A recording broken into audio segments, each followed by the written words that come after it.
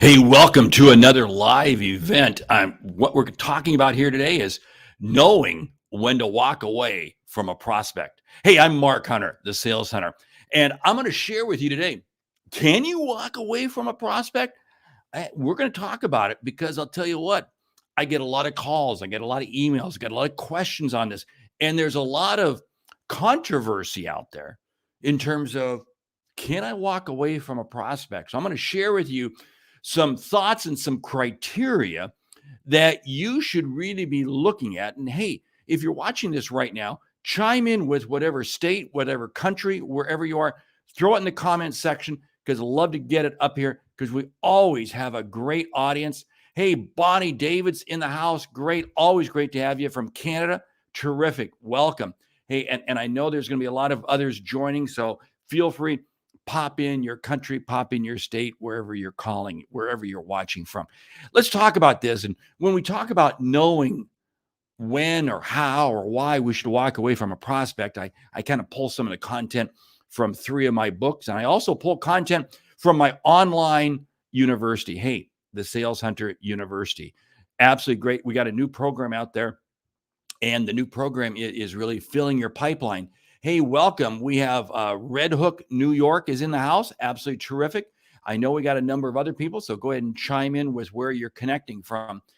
And one of the things that I'm going to share is some of the content. This is from Filling the Pipeline course, and we are named as one of the top 10 sales development courses in the world. So really do want you to check it out, take a look at it. But let's dive into today's topic, and that is, when can you walk away? Now, again, I mentioned previously that this comes from it. If you want to jump out to the online course, go out to the Sales Hunter/University. Well, jump out to it by just going to the saleshunter.com and you'll get it. So anyway, hey, we have Mexico in the house. Absolutely terrific. We have New York, because it is that special place. And of course, Frank Sinatra says that all the time in the song. And I used to live just outside of New York City. So anyway, hey, here's the thing. There are 3 criteria that you have to look at: fit, opportunity, and time. These are the 3 criteria that you have to look at. So, hey, we have Nigeria in the house. We have Miami, Florida in the house. Keep chiming in with whatever state, whatever country you're in. So we got 2 continents on the board so far. We don't have anybody from Europe. We don't have anybody from South America yet, but I'm sure hey, there is India. We have Asia in the house. Absolutely outstanding. We got to hear from Europe. We got to hear from South America. Now, fit, opportunity, and time. Let's think about this for a moment. It is very easy for us to sit here and say, hey, wow, you never walk away from a prospect.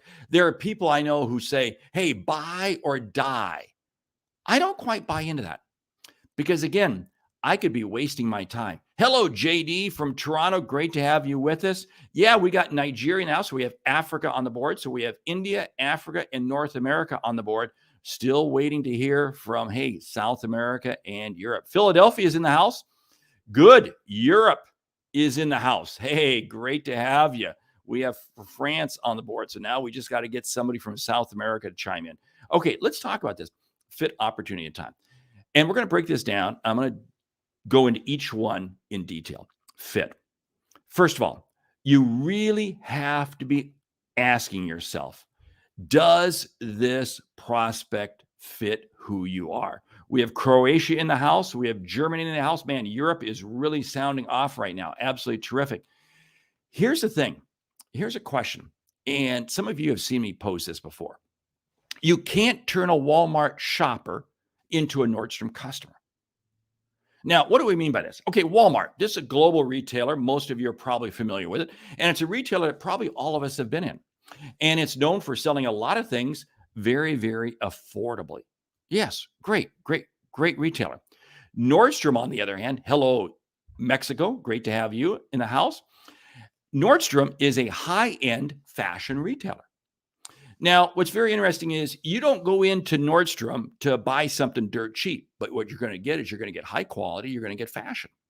You see, what's interesting is Nordstrom appeals to a different type of shopper than Walmart. And one of the things that happens is you may have a prospect that you think is your prospect, But if they don't line up to your ICP, your ideal customer profile, you got to cut them loose. So when we talk about fit, this is absolutely key.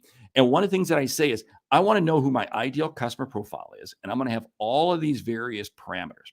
I may have 20, 25. In fact, I got an online course in the university that talked about this. There's about 24 different parameters.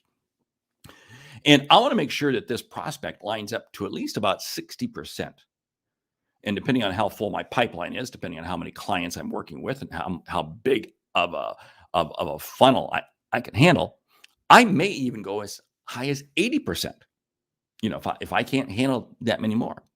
If I'm new to the business, I might be down around 50, 55, but I'm never going to go less than 50%.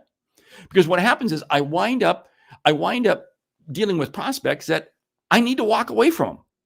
But I'm keeping them in just for the sake of, oh, wow, I want to stay busy. I want to stay busy. We have India in the house again. Great. We got multiple people from India, multiple people from Mexico, multiple people from Europe, still waiting. I feel like I'm running a telethon here, still waiting for somebody from South America to chime in. And I have a feeling you will. Now, back to this whole fit piece, your ideal customer profile. If they don't line up with that, cut them loose. The other piece I say is this. When we prospect with integrity, we will get customers with integrity. Stop and think about this for a moment. What I find happening is we wind up dealing with prospects just because we think we can take their money. This was a problem I had early on in my career, and it's why I got fired. It's why I got fired for my first 2 sales jobs, because I was bringing in anybody and everybody, and they weren't fitting. And it was creating problems in the company after the fact. You see, here's the whole thing. If anywhere along in the prospecting phase, I find they don't fit, I got to cut them loose. So that's the first piece that I'm looking at. Let's look at the second piece there, and that's opportunity. Now, when we talk about opportunity, again, there are 3 criteria I want to look at, 3 criteria. And this is absolutely critical because, again, I see people running off chasing prospects just because, well, they fit and they're returning phone calls, they're willing to have meetings and so forth. And you go, hold it, stop. The 3 criteria are this: cost of sales, value of the sale, and lifetime opportunity. Let's break down each one of these 3. Cost of sales. If my cost of sales is such that I have to do a demo with every prospect, I have to provide them with samples, I have to go through this whole process of developing contracts and developing all these things, that's a cost. That's a cost. And I've got to factor that in because I can't afford to do that and allow myself to be able to close business on an expedient manner. So what's my cost of sales? What's the value of the sale? What's the value of the sale? Hey, we have Ohio in the house. Great to have you with us. We got a question that popped up here. Is there a list of prospect behavior that immediately places them on a bad fit list? Wow, great question. And you know what? There really isn't. Now, again, I'm going to kind of defer back to my ICP course, but there really isn't. You have to understand, do they culturally fit? And this is what's interesting. Couple questions that I look for when I talk about fit. Do they culturally fit who I am? Are they authentic and transparent? Do I have confidence in them? And do I believe that they're trustworthy? So those are just kind of a few elements. And if they don't measure up there, I don't deal with them. I have prospects who come into my system that don't measure up to those, and we just cut them loose. See? Because again, you become known by the customers you have, the clients you have. So you got to be careful there. But is there a set criteria? No, there isn't. So sorry to answer that. No answer. Let's look at this value of the sale. What's the value of the sale? If what I'm selling is $100 million item and I have a prospect and they meet my criteria, I'm going to stay in the game with them for a long time because the value of the sale is huge. But if, on the other hand, the value of my sale is only $100, Why am I prospecting you forever? Doesn't make sense. See. And then if I combine that with the cost of sales, well, the cost of sales is such that I got to do a demo and so forth, and I'm only going to make, or the company's only going to make $500 or $1,000. I can only stay in the game 3, 4, 5 calls, and I got to cut you loose. Now, there's an overriding criteria here, and that is the lifetime opportunity. Now, lifetime opportunity is not just the lifetime opportunity of the prospect you're dealing with. The lifetime opportunity, I've had many customers like this, where the lifetime opportunity with this particular customer is not that great. But I stay in the game because I want to get them as a customer. Because the lifetime opportunity is that they can be a spokesperson for me. I know they're an advocate because they're a huge networker. They are going to bring me other business. So when you look at lifetime opportunity, we look at, lifetime customer value. And there's all kinds of different definitions and criteria you want to put behind it. But what I look for is this. It's not just the immediate revenue potential from that customer, but I look for what is the revenue potential from a spin-off standpoint, from a referral, a recommendation, a networking, and some other things. So what that means is I may have a prospect, not a big opportunity. Cost of sales could be high, but because they're a key influencer in their industry, I'm going to stay in the game with them for a lot longer. Does this begin to help you understand? Now, let's go to the third criteria. The third criteria here is time. Time. Now, time cuts both ways. Time is our time, and time is the customer's time. You see, the greatest asset we have is our time. We have to realize this. When I see people chasing prospects that aren't going anywhere, I go, why are you doing that? Your objective is to spend more time with fewer prospects because your time is incredibly valuable. And if you're not careful, what you're going to wind up doing is you're going to wind up spending time where you don't need to. Now, again, let's kind of break this down. We have another person chiming in from India. Boy, this is great. We got a lot of people from India. Absolutely terrific. Welcome. Welcome to the show. Here's the whole thing. Prospects timeline, your time, and the business objectives. Now, all this factors into number 3, time. Prospects timeline. If the prospect has said they're not going to buy for 2 years because of contractual obligations, they may sign 5-year contracts. Why am I dealing with them? Why am I wasting time with them? I shouldn't be wasting time with them. Prospects timeline. Prospects timeline is, well, we're going to buy, but we have to do all these other things first. Again, why am I spending time on them? You see, the timeline of the prospect has to line up with your time. Now, you may not know this initially, but if during the prospecting phase you uncover this is when you cut them loose. Now, it's also your time. What is the value of your time? You may have a prospect that you're dealing with that is incredibly needy, and they have question after question after question. And you go, you know what? It just isn't worth chasing. Because here's what I found. The sales process with the customer, and oh, by the way, they're using it with you, is a reflection of the service they're going to receive after they become your customer. That means if they're needy and difficult to deal with while you're prospecting them, guess what? Chances are they're going to be needy and difficult to work with after they become a customer of yours. So you might say, no, I'm going to cut them loose. And the same thing, they're looking at you. They're doing the same thing with you. Now, that's up for them to decide. But what I've said many, many times, and I say this to people, is your pipeline have stuff in there that should not be in there? Yeah. If it is, get rid of it. Bonnie jumps in. You're correct. There are people out there who are brain pickers. You're right. See, this is the problem. Now, we can go into what I call MedPick or MedPec and or BANT and all these different things because there's all kinds of criteria in there you have to understand as to whether or not this prospect is serious or if they're a brain picker.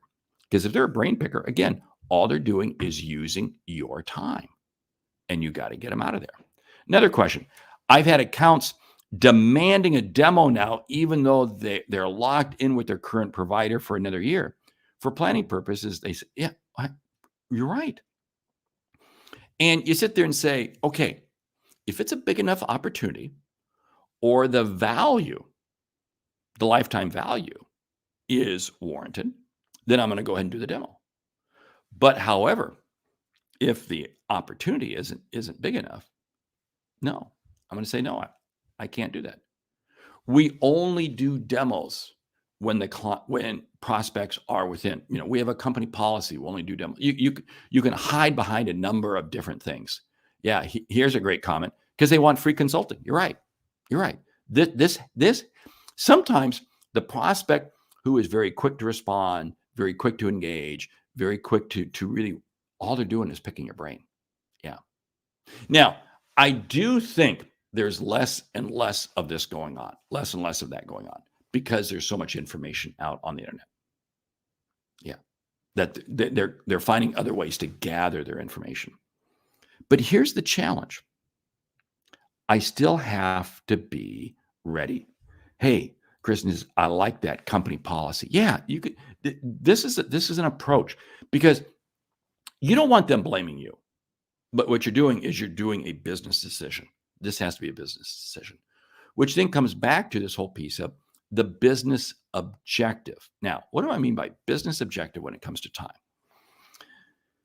Depending on how your company's doing coming into the end of the fiscal year or whatever, you may be in a situation where you say, hey, we can't engage with anybody up at the top of the pipeline.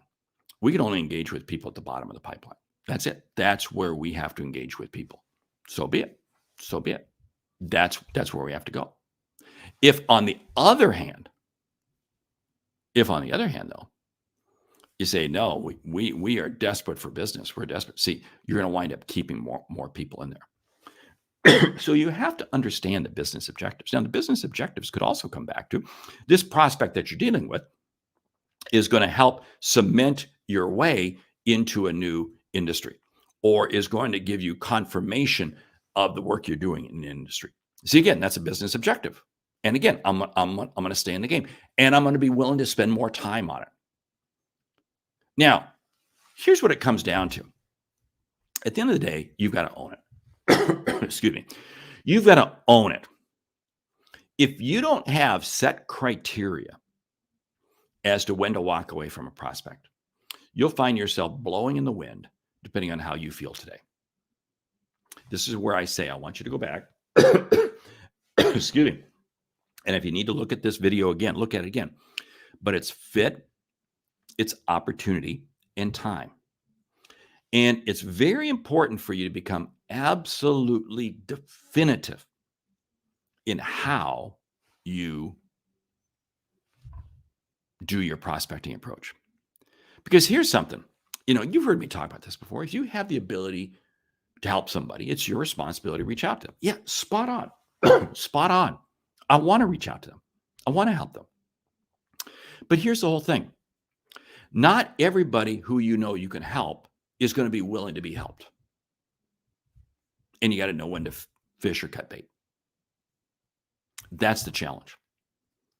I know I can help a lot of people. I know I can help a lot of companies out there. But if they don't fit into my fit, opportunity, and time in the ways that I described here, I got to cut them loose. It's just a big fat waste of time. Yeah. Yeah.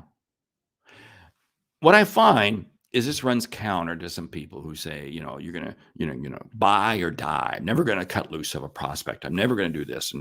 And I love that attitude. I love that attitude because the attitude is I'm going to stay in the game. I'm going to keep going. I'm going to keep going. I'm going to keep going. I'm not going to give up. That is great. But you have to ask yourself, is it prudent for you in terms of how you're going to grow your business. How are you going to grow your sales pipeline? That is one of the critical issues you have to answer.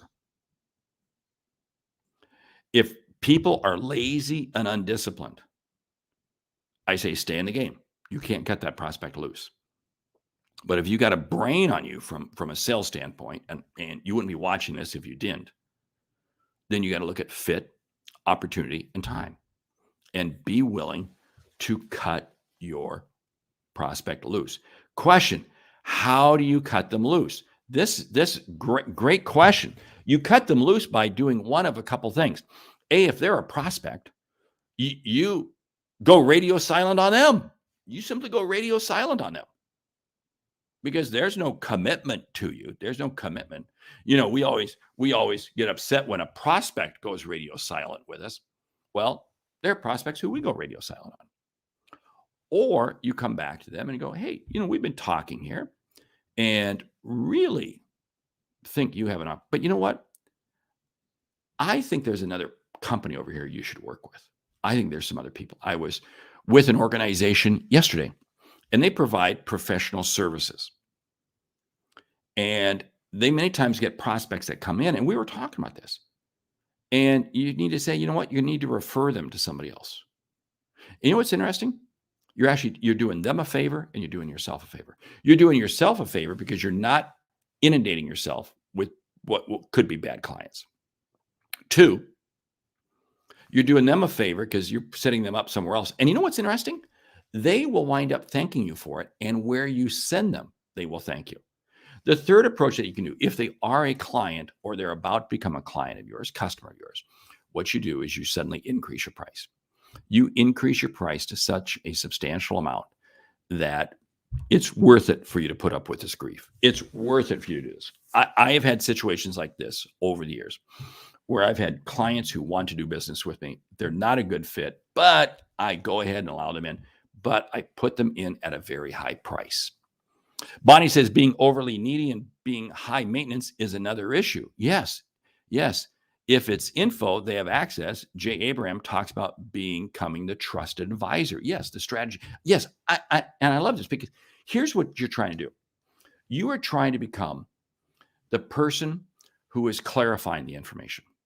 See, I think we have information overload out there. We have everything you want to possibly know is out there on the internet. Our job is clarification. Our job is to help people clarify the information.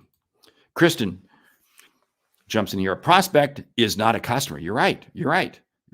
We don't owe them our time as much as they might think we do. Oh, spot on. Our time is the most, exactly. This is what we've been saying. Our time is the most valuable asset we have. So I want to spend time with the most prudent, current people. Now, I get into a little bit of trouble on this because I also say that I want to treat a prospect like I do a customer. If there's information I'm going to share with a customer, I'm going to share it with a prospect. That can get me into trouble. See, but that's why I have to come back to that fit, opportunity, and time. Another one, we should have our criteria to choose our client, build our client base that's good for our, yes, without a doubt. Not all prospects. This is where it comes back to that whole ICP, your ideal customer profile. And I tell people, I said, create an avatar, create a picture, put the picture up on your wall, put it on your desk, put it somewhere. But you know exactly who your perfect customer is. And if at any step along the way they don't fit that criteria, you tell them to leave.